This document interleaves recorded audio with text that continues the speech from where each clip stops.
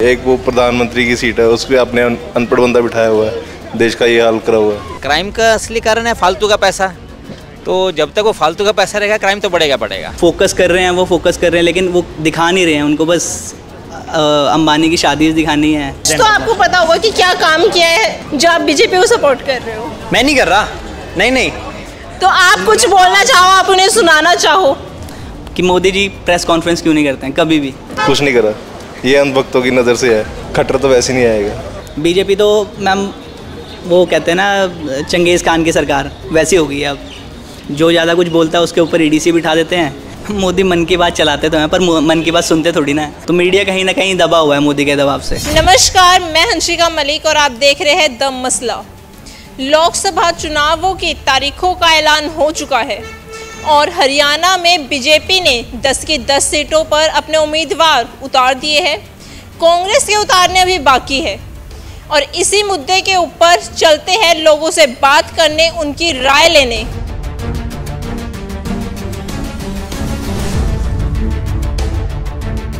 जैसे कि अभी बीजेपी कह रही है कि लोकसभा चुनाव में इस बार 370 पार, क्या वो अपना इस टारगेट को पूरा कर पाएंगे? कभी भी नहीं कर सकते। जो पढ़े लिखे हैं वो तो एटलीस्ट नहीं होने देंगे। जो अनपढ़ हैं, अंधभक्त हैं, वो ज़रूर करने देंगे उनको इसमें चीज़ में हेल्प। एटलीस्ट एक पढ़ा लिखा लीडर तो है यहाँ पे। आपने कोई एक चपरासी के लिए भी कोई अप्लाई करना हो तो एटलीस्ट आप ग्रेजुएट होने चाहिए। एक वो प्रधानमंत्री की सीट है, उस पर आपने अनपढ़ बंदा बिठाया हुआ है, देश का ये हाल करा हुआ है। तो आई डोंट थिंक कि मोदी डिजर्व करता है इस सीट पे। बाकी आप जैसे कि कह रहे हैं कि बीजेपी ने इस बार काफ़ी चेंजेस करे हैं। कुछ नहीं करा, ये अंधभक्तों की नज़र से है। अंधभक्तों की नज़र से बहुत कुछ करा हुआ है। एज अ पीएम आप किसका फेस देखना चाहोगे जो बीजेपी को मतलब बीजेपी ये टक्कर दे सकता है? बीजेपी को मतलब राहुल गांधी दे सकता है। एटलीस्ट वो पढ़ा लिखा तो है, उसको मेन मुद्दे पता है, ज़मीन से जुड़ा हुआ आदमी है वो। बाकी अगर हम बात करते हैं हरियाणा की, तो हरियाणा में 10 लोकसभा सीट है। तो उसमें आपको क्या लगता है कि जो बीजेपी ने इस बार सीएम का फेस चेंज करा है चुनाव से ठीक पहले, क्या इन चीज़ों का इम्पैक्ट पड़ेगा? बिल्कुल पड़ेगा। वो नहीं आएंगे, खट्टर तो वैसे नहीं आएगा। जैसे कि हरियाणा में अभी जैसे लोकसभा चुनाव आ रहे हैं और बीजेपी ने अपना टारगेट ऐलान कर दिया है कि इस बार 370 पार। आपको लग रहा है बीजेपी अपना टारगेट पूरा कर पाएगी? मैम पुराने नहीं पूरे किए तो अब कैसे कर लेंगे पूरे। पिछली बार क्या बोला था, देखो 2014 में बीजेपी आई तो उन्होंने बोला कि हम जो हैं 2 लाख जो है 1 साल में ही जॉब्स निकालेंगे सरकारी। अभी तक नहीं निकली।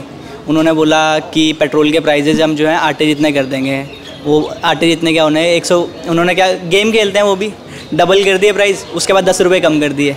तो फ़ायदा कुछ नहीं है, तो वो प्राइस बढ़ा ही रहे हैं, वैसा कुछ नहीं है। बीजेपी तो मैम वो कहते हैं ना चंगेज़ खान की सरकार वैसी हो गई है। अब जो ज़्यादा कुछ बोलता है उसके ऊपर ईडीसी बिठा देते हैं। अभी केजरीवाल इतना बढ़िया काम कर रहा था दिल्ली में, अब उसके पीछे ईडीसी बिठा दी। बिना हमारी गवर्नमेंट क्या बोलती है, हमारा लॉ क्या बोलता है, डेफिनेटली यही बोलता है कि जब तक आप गिल्टी प्रूफ नहीं होते तब तक आपको जो है आप जेल नहीं जा सकते, या जेल चले भी जाओ तो 15 डेज़ का पैरोल टाइम होता है, उसके बाद आप पैरोल लेके बाहर आ जाओ। लेकिन उन्होंने क्या किया, अगर आप के ऊपर केस हो गया, जब तक आप इनोसेंट प्रूफ नहीं होंगे तब तक आपको जो है करना पड़ेगा, तब तक आपको जेल में ही रहना पड़ेगा। उसका ही अभी केजरीवाल जेल में रहा। प्रूफ तो कुछ भी नहीं है, लेकिन बस एक ईडीसी ने बस सर्च करना था, उसके चक्कर में बीजेपी ने एक घुमा रखा है सर्कल में, ताकि हमारा अपोजिशन स्ट्रॉन्ग ना हो सके। और जब तक स्ट्रॉन्ग अपोजिशन नहीं होगा इंडिया कभी तरक्की नहीं कर सकता।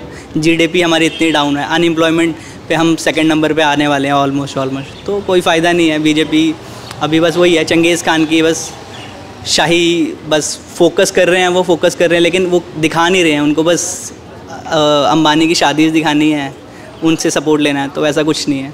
मोदी की टक्कर में आप किसे देखना चाहोगे? मोदी को कौन टक्कर दे सकता है?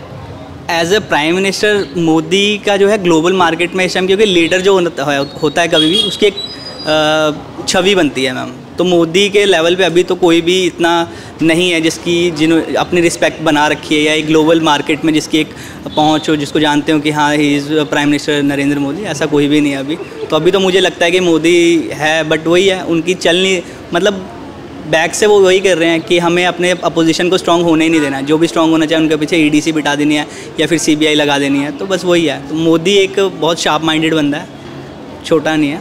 ठीक है। जैसे थोड़े थोड़े टाइम में मोदी अपनी मन की बात का प्रोग्राम चलाते हैं, आप अपनी मन की बात कुछ बोलना चाहो? मोदी मन की बात चलाते तो हैं, पर मन की बात सुनते थोड़ी ना है। तो आप कुछ बोलना चाहो, आप उन्हें सुनाना चाहो कि मोदी जी प्रेस कॉन्फ्रेंस क्यों नहीं करते हैं कभी भी। 2014 से मोदी जी अब हैं, अभी लीड में हैं, उसके बाद से उन्होंने कितनी प्रेस कॉन्फ्रेंस करी हैं? कभी भी। हर गवर्नमेंट जब भी लीड में आती थी कभी हमेशा प्रेस कॉन्फ्रेंस होती थी, लेकिन मोदी ने आज दिन तक 1 से 2 से ज़्यादा कभी प्रेस कॉन्फ्रेंस करी नहीं है। उसमें भी आप वो सिर्फ अपना ही बोलते हैं, दूसरे, क्योंकि प्रेस कॉन्फ्रेंस का मतलब क्या होता है कि जो जनता सवाल पूछती है उसका जवाब चाहिए। मोदी ने तो कभी दिया ही नहीं है, तो उसके लिए जवाब भी चाहिए ना। प्रेस कॉन्फ्रेंस का मतलब ये है, मोदी मन की बात करते हैं पर मन की बात सुनते नहीं हैं, तो उन्हें सुननी भी पड़ेगी, तो वो चीज़ है। अभी फुनसुक वांगडू जी लद्दाख के लिए ऑलमोस्ट 16 डेज़ से अनशन पे हैं, कोई उसका रिस्पांस नहीं है। हमारी साक्षी मलिक जी, स्पोर्ट्स के इतने और भी खिलाड़ी थे अनशन पे बैठे रहे, उनकी कोई सुनवाई नहीं है। तो मीडिया कहीं ना कहीं दबा हुआ है मोदी के दबाव से, तो उसको मीडिया को भी निकलने की ज़रूरत है। अगर निकल रहे हैं तो ढंग से निकलेंगे, तभी कुछ अच्छा प्रोसेस बनेगा हमारी, क्योंकि आजकल हमारी जनरेशन का ना यूथ पावर है, और यूथ पावर को सबसे ज़्यादा न्यूक्लियर पावर बोला जाता है, क्योंकि कभी भी विस्फोट हो सकता है, तो उसको खिलने की ज़रूरत है। बट उसके लिए मीडिया को भी थोड़ा सा स्पष्ट होने की ज़रूरत है। आपको क्या लगता है कि जो बीजेपी बोल रही है कि इस बार 370 पार, क्या वो अपना इस टारगेट को पूरा कर पाएंगे? लगता है हम कर सकते हैं पार। कैसे आपको लग रहा है? तो जिस हिसाब से हमको काम करवा रही बीजेपी सरकार, सही काम करवा रही इस टाइम। क्या क्या काम करवाया बीजेपी सरकार? मैम जैसे हम यूपी के रहने वाले हैं, तो यूपी में हमारा बिल्कुल सही काम करवाया उन्होंने। जैसे रोड वगैरह हैं, ये रोडवेज वगैरह, ये रोड सही बनवा रखे उन्होंने। और जैसे पहले यूपी में गुंडागर्दी बहुत थी, जब से योगी सरकार आई है ये बदमाशी गुंडागर्दी उन्होंने सारी खत्म कर रखी उन्होंने सारी। हाँ जी, आपको क्या लगता है कि इस बार कौन सी सरकार आएगी? देखिए मैम जी, अगर राष्ट्रीय मुद्दे को देखा जाए तो राष्ट्र में या पूरे विश्व में मोदी के बराबर कोई भी ऐसा नेता नहीं है जो सही नेतृत्व करे। और मोदी जी का एक मिशन है कि भारत को महागुरु बनाने का, और भारत महागुरु तब बनेगा जब अपने देश में अपनी परिपक्वता हो, आत्मनिर्भर भारत बने, सभी लोग मिलकर के सहयोग एक दूसरे का करें, भाईचारा भी रहे। हरियाणा में आपको क्या लगता है कि हरियाणा में लोकसभा की 10 सीटें हैं, और 10 सीटों पे मतलब कितनी वो होएगी? देखिए 10 में 10 सीटें आएंगी इनकी, ये कन्फर्म है, इसमें कोई दो राय नहीं है। हाँ, पार्टी के कुछ नेताओं के आपसी मतभेद हो सकते हैं। आपको ऐसा नहीं लग रहा है कि बीजेपी इस बार इलेक्शंस को लेकर थोड़ी डरी हुई है? जो 5 सीटों पे उन्होंने चेहरे बदले हैं। देखिए ऐसा है, कोई ऐसा नहीं तो किसी एक व्यक्ति को ही चुनाव लड़ाया जाए, ना उसके नाम लिख गया है राष्ट्र, ना देश लिख गया है। हर व्यक्ति चाहता है देश में अपनी सेवाएं देने के लिए उसको भी मौका मिले। लास्ट टाइम पे सीएम का चेहरा बदल दिया। देखिए ये समीकरण तो सरकार, कोई भी सरकार होगी जो उच्च पदस्थों में बैठे हुए लोग हैं वो चाहते हैं कि सभी का समीकरण, सबका साथ सबका विकास लेकर के चलें, तभी आगे बढ़ सकते हैं। जो लोकसभा चुनाव आ रहे हैं और बीजेपी ने कहा है कि इस बार 370 पार, क्या वो अपना इस टारगेट को पूरा कर पाएंगे? बिल्कुल करेंगे, बिल्कुल करेंगे। अगर कॉन्फिडेंस है और उन्होंने काम किए हैं तो उसी बात बोलते वो बोल रहे हैं कि हम करेंगे तो कर लेंगे, बड़े आराम से कर लेंगे। देखो मोदी जी का जादू तो चल ही रहा है ना, हर जगह पूरे देश में चल रहा है। हरियाणा में भी इन्होंने डेवलपमेंट भी की है और क्राइम को भी कंट्रोल किया है, तो उसका रिजल्ट तो होते ही जा रहे हैं, बढ़ रहे हैं वो। नहीं, जैसे जैसे पॉपुलेशन बढ़ेगी क्राइम बढ़ेंगे, लेकिन अगर वैसे देखा जाए क्राइम रेट तो डाउन हुआ है ना। और क्राइम का असली कारण है फालतू का पैसा, तो जब तक वो फालतू का पैसा रहेगा क्राइम तो बढ़ेगा। नहीं, जैसे नोटबंदी की बात हुई थी, तो नोटबंदी का कुछ वो हुआ है फायदा? नहीं, 2 नंबर में तो क्लब क्लोज हुआ ही है ना, 2 नंबर का पैसा काफ़ी कम हुआ है। इलेक्ट्रल बॉन्ड पे आप क्या कहोगे, जो अभी इलेक्ट्रल बॉन्ड का चल रहा है? देखो ऐसा है, ये पॉलिटिकल गेम्स हैं, चलती रहेंगी, एक दूसरे पे लांछन लगाते रहेंगे, चलता रहेगा। लेकिन जो डेवलपमेंट है, जो अच्छा काम कर रहा है, दैट शुड बी अप्रिशिएटेड, उसकी अप्रिशिएशन होनी चाहिए मेरे हिसाब से। आने वाले लोकसभा चुनाव हो रहे हैं, तो इन चुनावों में आपको क्या लग रहा है कि कौन सी सरकार के ज़्यादा चांसेस है? बीजेपी, क्योंकि मेजॉरिटी लोग बीजेपी को ज़्यादा जानते हैं, बीजेपी का थोड़ा पीआर अच्छा है युवा में। तो हरियाणा में जैसे 10 की 10 सीट है लोकसभा की, तो उन 10 सीटों पे आपको क्या लग रहा है कि बीजेपी कितनी सीट ले सकती है? 50% तो मैं मानकर चलूँगा, क्योंकि उनके पास इलेक्टोरल बॉन्ड्स भी ज़्यादा आए हैं इस बार, तो आई एम होपिंग के कैंपेन तो अच्छा करती है बीजेपी, एंड इस बार भी कुछ अच्छा करेगी। नॉट सपोर्टिंग बीजेपी, बट हाँ कि that is how it is.